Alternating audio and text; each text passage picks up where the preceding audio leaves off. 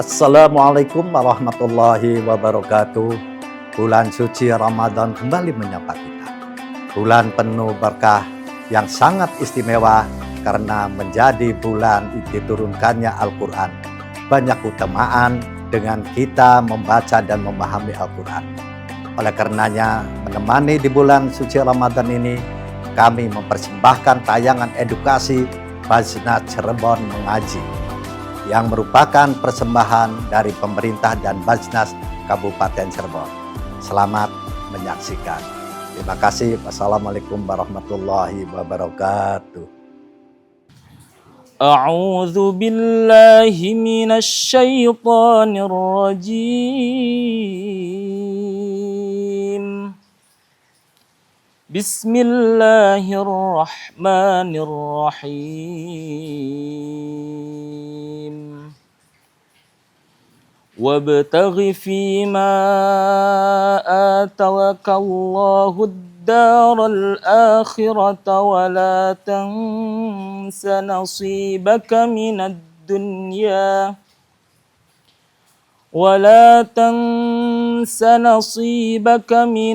الدنيا وأحسن كما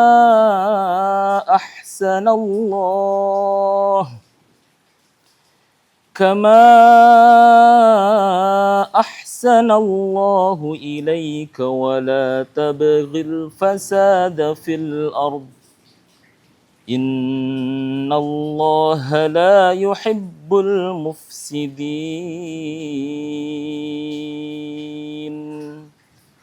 Sadaqallahul azim. Assalamualaikum warahmatullahi wabarakatuh.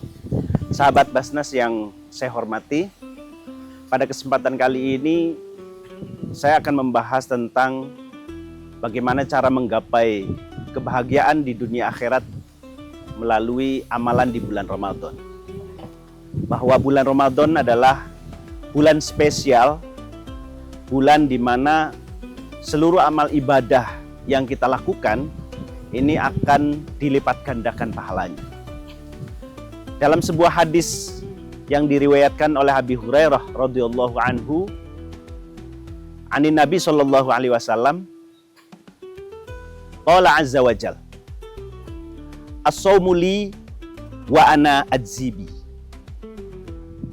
Kata Allah Subhanahu wa taala bahwa puasa as-shaumuli, jadi puasa itu untukku dan aku sendiri yang akan membalasnya.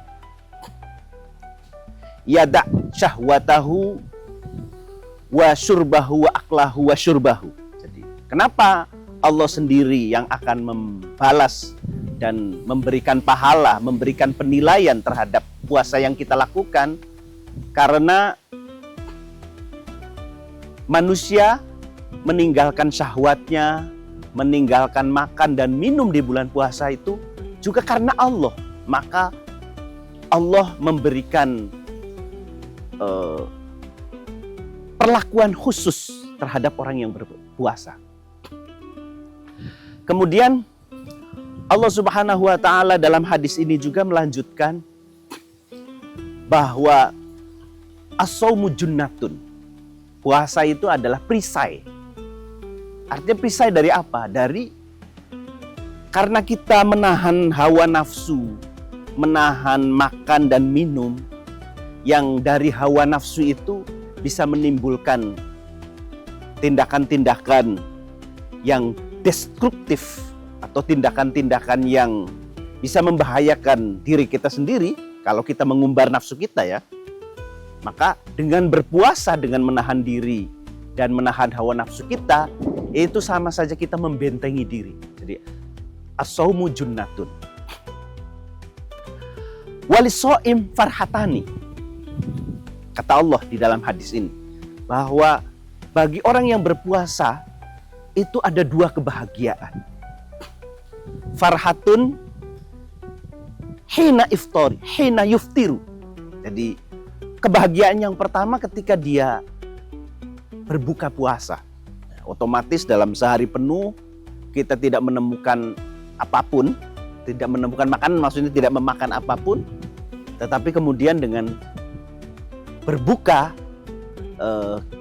kita mendapatkan sesuatu yang tidak bisa kita nikmati di siang hari, yaitu makanan misalnya. Jadi farhatun hina iftari hina yuftiru wa farhatun hina yalqa rabbahu. Jadi kebahagiaan yang kedua adalah ketika dia bertemu dengan Tuhannya, bertemu dengan Allah Subhanahu wa taala. Nah, dari hadis ini sudah jelas sekali bahwa puasa itu ada dua orientasi. Orientasi yang pertama adalah kebahagiaan di dunia, dan orientasi yang kedua adalah kebahagiaan di akhirat. Walisoim farhatan, itu janji dari Allah Subhanahu wa taala melalui hadis qudsi, yaitu hadis yang sumbernya dari Allah tapi redaksinya dari Nabi. Karena Nabi yang sendiri yang mengatakan. Beda dengan Al-Quran. Kalau Al-Quran itu kan lafdon wa maknan. Kalau ini kira-kira maknannya saja yang diriwayatkan. Jadi kita tidak meragukan, karena ini sumbernya langsung dari Allah, maka dengan berpuasa, dengan memperbanyak amal ibadah di bulan puasa, kita akan mendapatkan banyak sekali reward. Kalau istilah banyak sekali reward atau pahala yang akan kita dapatkan, yaitu kebahagiaan di dunia dan akhirat.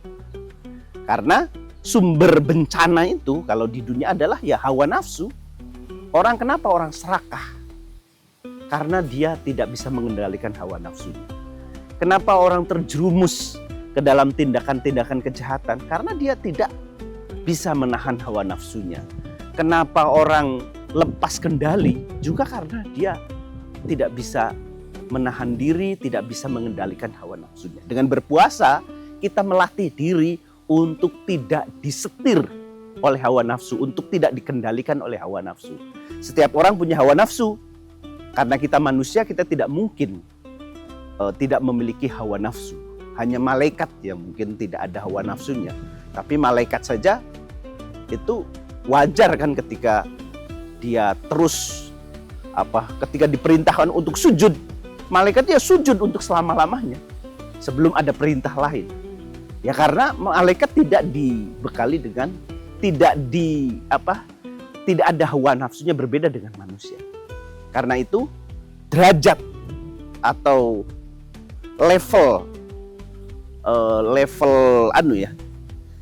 kemanusiaan ini itu lebih tinggi, bisa lebih tinggi dari malaikat, tapi bisa lebih rendah dari setan atau dari iblis. Jadi dengan kita bisa mengendalikan hawa nafsu kita, maka kita tidak mudah dikendalikan oleh seluruh dorongan-dorongan ya, impuls-impuls nafsu yang ada di dalam diri kita.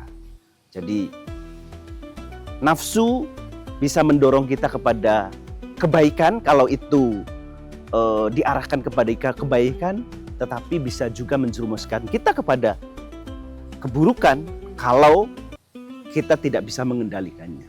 Jadi makanya ada seorang filsuf yang mengumpamakan antara nafsu dan akal itu dengan orang yang menaiki kuda. Jadi ketika akal kita tidak bisa mengendalikan kuda itu, maka kuda itu akan berjalan terus tanpa berhenti dan bisa jadi akan menabrak apapun. Tetapi dengan akal kita akan bisa mengendalikan hawa nafsu. Jadi kita harus seimbang antara akal dan hawa nafsu kita.